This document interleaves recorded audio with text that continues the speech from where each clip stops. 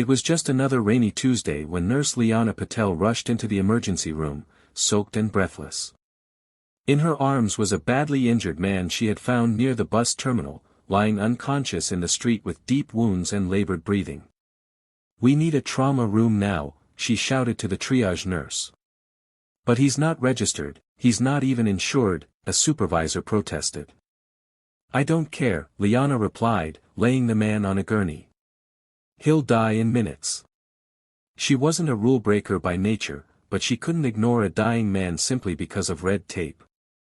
She stayed by his side for hours, helping stabilize him with the ER team, ignoring the glares of hospital administrators who arrived later. One of them, Mr. Kane, the director of operations, pulled her aside after the man was moved to recovery. "You overstepped," he said coldly. "You bypassed protocol, ignored liability rules, and used hospital resources without authorization." "I saved a life," she said quietly, "that's what we're here for." "You're suspended pending review," he said, turning away. By Friday, she was officially fired. Liana was heartbroken. She had dedicated 8 years to St. Hillcrest Medical Center, working double shifts, comforting families, standing in when doctors couldn't. All erased in a moment for doing the right thing. She packed her locker in silence, walked past stunned co-workers, and left without ceremony. No one defended her publicly. Most feared losing their own jobs. The man she'd saved, his name was Elias Grant, had no memory of the accident, but before she left, he held her hand and said, "Whatever happens, thank you." 3 days later, at 2:11 a.m., chaos struck.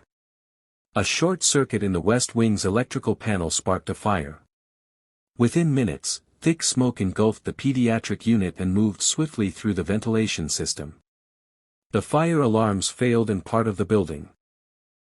An issue Liana had actually flagged months earlier in a safety report that was ignored. Inside the hospital, panic spread. Nurses screamed, patients cried, staff fumbled through darkness as the backup generator failed. The fire department was still minutes away.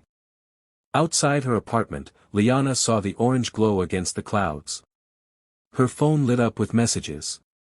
"Hillcrest is on fire. We're trapped. Liana, help. Kids on floor 3. We need you." She didn't hesitate.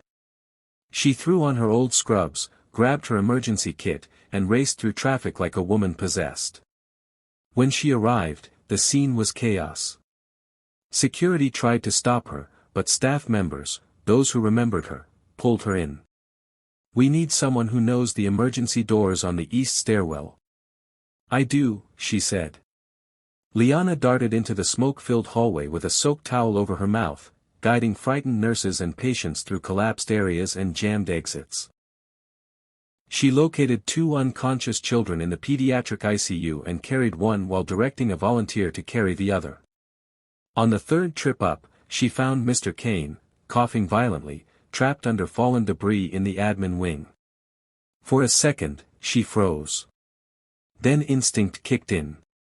She cleared the rubble, pulled him onto a stretcher, and wheeled him out through the lower-level ramp she knew was still accessible, because she helped design the hospital's evacuation plan years ago.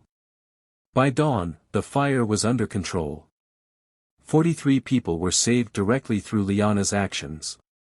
Not a single child had perished, largely because she remembered which exits weren't blocked, which doors required manual overrides, and where backup oxygen was hidden. Local news outlets ran the headline. "Fired nurse becomes hero of St. Hillcrest blaze." Videos of her dragging stretchers and organizing patients in the parking lot went viral. People called her a guardian angel. Even patients she had never treated before remembered her calm, commanding voice in the fire's worst moments. A week later, the hospital board held a public press conference. Mr. Kane, his voice still raspy from smoke, stood at the podium. "Sometimes, we are so obsessed with procedure that we forget purpose." Nurse Liana Patel reminded us what true care looks like. On behalf of St. Hillcrest, we offer her not only an apology, but a full reinstatement, and promotion to Chief of Emergency Operations. Applause erupted. Cameras flashed. Liana stepped forward, humble but proud. "I didn't do it for a job," she said softly. "I did it because that's what nurses do, we don't leave people behind."